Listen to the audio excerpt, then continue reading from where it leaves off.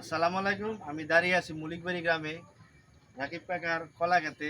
সে সঠিক কৃষি পরামর্শ এবং উন্নত প্রযুক্তি এবং কঠোর পরিশ্রমের মাধ্যমে এই সাগর কলার একটা বাগান করছে। আমি কাকা আপনার কাছে জানতে চাই, আপনি তো একটা সরকারি চাকরি করেন, এর পাশাপাশি আপনার এই কৃষিতে আগ্রহটা বাড়লো কারণ কি আপনার? ধন্যবাদ। আসলে আমি একটু সরকারি জব করি। সরকারি জবের পাশাপাশি যে সময়টা পাই, চিন্তা করলাম আমাদেরই জায়গা আছে, এই জায়গাটা লিজে ছিল। হুম, আমি চিন্তা করলাম যে জায়গাটা লিজ না নিয়া আমার যেহেতু চাকরির পাশাপাশি সময় আছে, হুম, তাহলে আমি এই জায়গাটা নিজেই করি। আমি আশেপাশে আরো অনেক কলা ক্ষেত দিকে, অনেক কৃষক দিকে তাদের উদ্বুদ্ধ হইয়া আমি নিজে এবার কিন্তু চিন্তা করলাম এবং একটি কলা ক্ষেত করলাম। আমার প্রায় 1800 চারা এখন মুচা আসতেছে, ফল আসবে। দেখলাম অনেক জায়গায় আপনার ঘুরে বসে গাছের গ্রোথও কিন্তু ভালো। আচ্ছা, ঠিক আছে, দেখলাম। আরেকটা জিনিস ইন্টারেস্টিং হলো, আপনার কলার পাশাপাশি কিন্তু আপনারা পেঁপে চাষও করছেন, ওই জায়গায় পেঁপের ফলন আসছে। আপনার এই চিন্তাটা আমার আসার কারণ কি?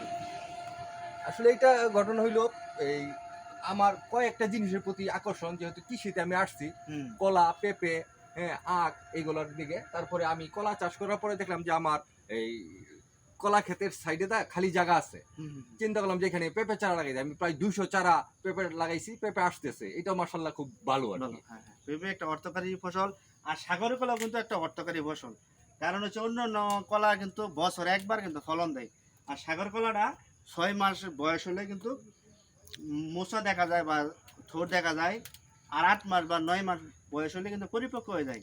মানে এবারে যে 2 বছরে আপনার 3 বার কিন্তু সাগর কলা থেকে ফলন পাওয়া যায়। যেহেতু আপনার নিজস্ব জায়গা, অবশ্যই আপনি ভালো একটা প্রফিট পাবেন আশা করি। গাছের গ্রোথও কিন্তু বেশ ভালো, পাতা অনেক সবুজ, গাছগুলো বেশ মোটা তাজা আছে। আপনারা সবাই বেকার না বসে থাকে, মানে কৃষিতে কিন্তু অর্থকারী একটা পেশা।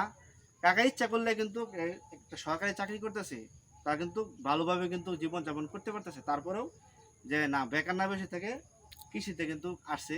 আপনারাও কোনো জায়গায় পতিত না রেখে কৃষিকাজে অগ্রসর হবেন। ধন্যবাদ। প্রথমে